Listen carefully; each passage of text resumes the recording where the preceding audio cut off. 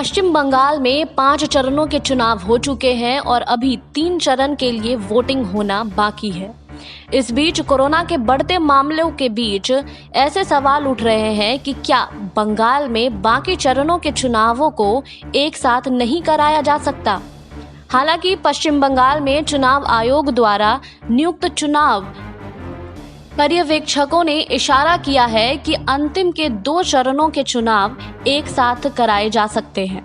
मंगलवार को इस मामले से परिचित एक सीनियर चुनाव अधिकारी ने कहा है कि चुनाव पर्यवेक्षकों का कहना है कि अगर उन्हें अतिरिक्त सुरक्षा बल दिए जाए तो आखिर के 2 चरणों के चुनाव एक साथ कराए जा सकते हैं।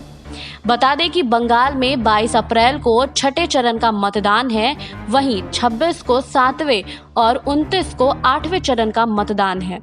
दरअसल पिछले सप्ताह के अंत में भारतीय चुनाव आयोग को इस बारे में चिट्ठी लिखी थी, मगर चुनावी समिति ने अब तक उनके सुझावों का जवाब नहीं दिया है।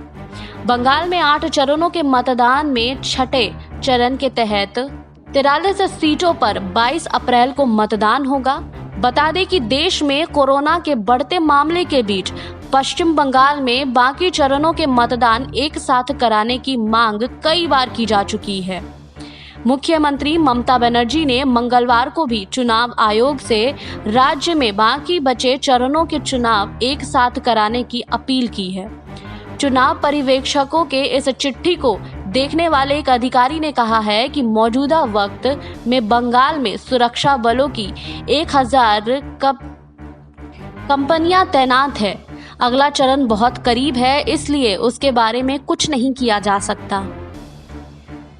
क्योंकि चुनाव आयोग कोरोना महामारी की गंभीरता से वाकिफ है, इसलिए पर्यवेक्षकों ने अंतिम 2 चरणों के चुनाव के विलय का सुझाव दिया था। अगर ऐसा किया जाता है तो 500 अतिरिक्त कंपनियों की जरूरत होगी। बता दें कि अर्धसैनिक बलों की प्रत्येक टुकड़ी में 80 कर्मी होते हैं। अधिकारी ने आगे कहा है कि पत्र में इस बात का जिक्र किया गया है कि बंगाल में मुख्य निर्वाचन आयुक्त के ऑफिस में कम से कम 25 स्टाफ कोरोना पॉजिटिव हो चुके हैं और 2 उम्मीदवारों की कोरोना से मौत हो चुकी है। चुनाव आयोग के अधिकारी ने कहा है कि राज्य में दोबारा चुनाव 13 मई या 14 मई को कराए जा सकते हैं। हालांकि चुनाव आयोग के प्रवक्ता ने मंगलवार को कहा था कि अंतिम 2 चरणों के विलय का कोई प्रस्ताव नहीं था।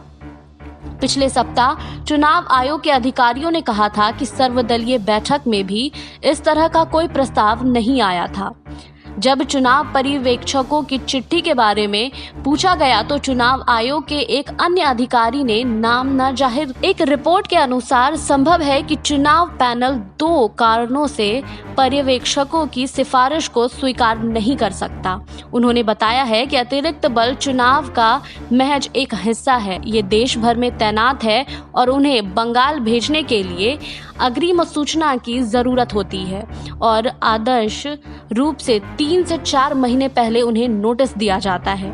उन्होंने आगे कहा है कि 6ठे और 7वें चरण के परिवर्तन लागू किए गए जा सकते हैं क्योंकि यह जन प्रतिनिधित्व अधिनियम 1951 के तहत उम्मीदवारों के अधिकारिक का उल्लंघन करेगा।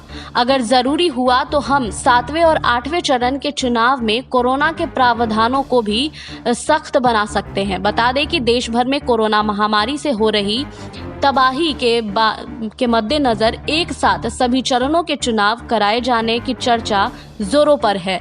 इस बीच मंगलवार को बंगाल में एक दिन में कोरोना के करीब 10,000 नए केस आए और इसी दौरान 46 लोगों की मौत हो गई। आपको हमारी ये रिपोर्ट कैसी लगी हमें कमेंट बॉक्स में बताइए। बाकी और खबरों के लिए जुड़े रहिए SPN9 न्यूज़ के साथ।